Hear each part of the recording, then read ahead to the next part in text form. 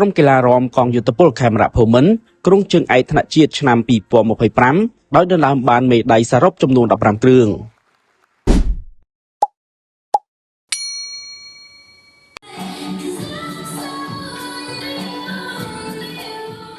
ក្រុមអត្តពលិកកីឡារំកងយុទ្ធពលខេមរៈភូមិន្ទទទួលបានជ័យជំនះយ៉ាងត្រចះត្រចង់ដោយដណ្ដើមបានមេដាយសរុបចំនួន 15 គ្រឿងរួមមានមេដាយមាស 7 គ្រឿងប្រាក់ 3 គ្រឿងនិងសំរឹទ្ធ 5 គ្រឿងដើម្បីក្រុងជើងឯកនៅក្នុងការប្រកួតកីឡារំជ្រើសរើសជើងឯកថ្នាក់ជាតិប្រចាំឆ្នាំ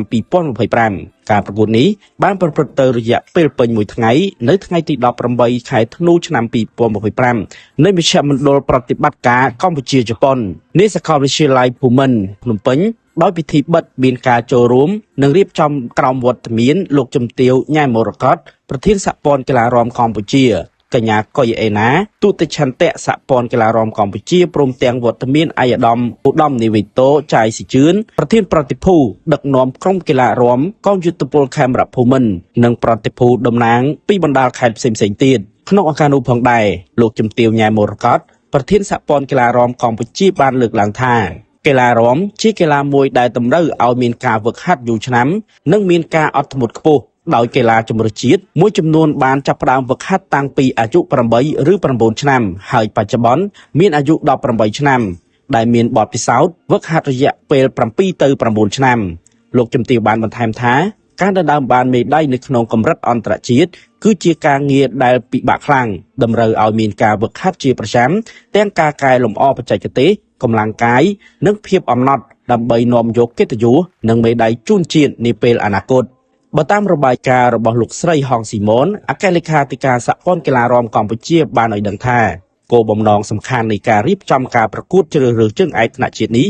គឺដើម្បីវាស់ស្ទង់គុណភាពនិងសមត្ថភាពរបស់កីឡាករកីឡាការិនីទៅតាមបណ្ដាក្លឹបនានាព្រមទាំងស្វែងរកធនធានឆ្នើមនៅក្នុងមួយវិញ្ញាសាដើម្បីបញ្ចូលទៅក្នុងក្រុមជម្រើសជាតិ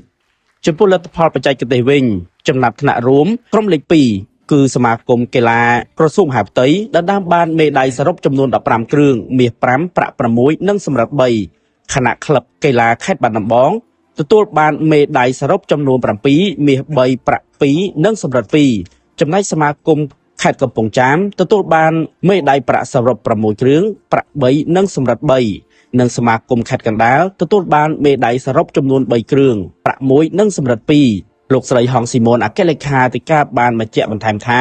តាមរយៈការប្រកួតកម្រិតបច្ចេកទេសខ្ពស់បំផុតនៃថ្នាក់ជាតិនេះសហព័ន្ធបានជ្រើសរើសកីឡាករកីឡាការិនីឆ្នើមមកបណ្ដុះបណ្ដាលបន្ថែមនៅក្នុងក្រុមជម្រើសជាតិប្រចាំឆ្នាំដើម្បីត្រៀមចូលរួមការប្រកួតអន្តរជាតិនានានាពេលខាងមុខលោកស្រីក៏បានគូបញ្ជាក់ថាការប្រកួតឆ្នាំ 2025 នេះមានកីឡាករកីឡាការិនីចុះឈ្មោះចូលរួមសរុបចំនួន